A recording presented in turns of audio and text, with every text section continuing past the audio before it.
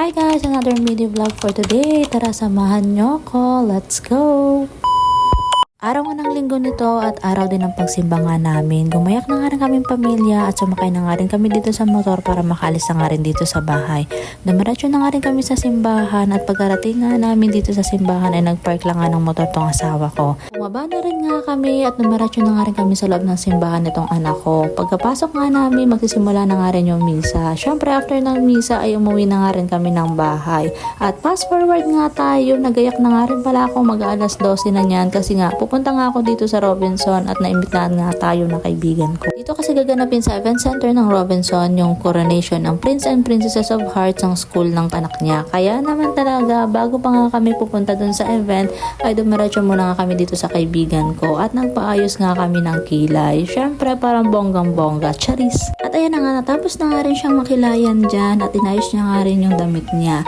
Pagkatapos nga namin dito ay pumunta na nga rin kami dun sa event center. Habang nag-aantay nga around 2 PM nga ay nag-start na nga rin yung program. Una nga sa program na to ay naglakad nga yung mga prince and princesses papasok nga dito sa event center. Ang gaganda nga ng mga bata, lalo na nga talaga yung mga damit nila, pinag-effortan talaga. At eto na nga pinakahuli ang aking kaibigan at eto ang anak niya. Pagkatapos nga niya, ginawa naman nga ng mga bata yung production number nila. O diba, kanya-kanyang sayaw yung mga bata, kanya-kanyang step at meron nga ring ayos sumayaw dyan. Sobrang nakakatuwa talaga yung mga bata.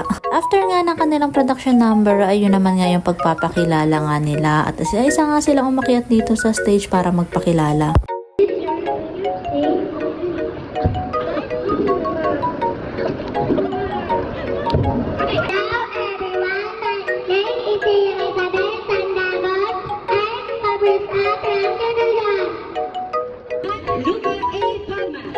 His parents is Mr. John Kiefer Palma and Mrs. Josephine Alvarez. Congratulations, Luca, and to our unfinished parents. At ayun na nga, pagkatapos nga ng pagpapakilala nila ay dumiretso naman nga sa awarding. Ito nga yung pinakalas na award, ito nga ang Prince and Princesses of Hearts ng kanilang school. At ayan nga, fast forward nga tayo, natapos na nga rin yung pagkuha ng mga award at dumiretso na nga rin ang lahat ng mga nakakuha ng award sa taas ng stage para nga mag-picture taking sa kanilang lahat. After niya, nagsiuwian na nga rin sila at tapos na nga rin yung event. At kami nga rin ay gumayak na nga rin para makauwi na nga rin. Kaya hanggang dito na lang muna. See you in my next mini vlog. Bye!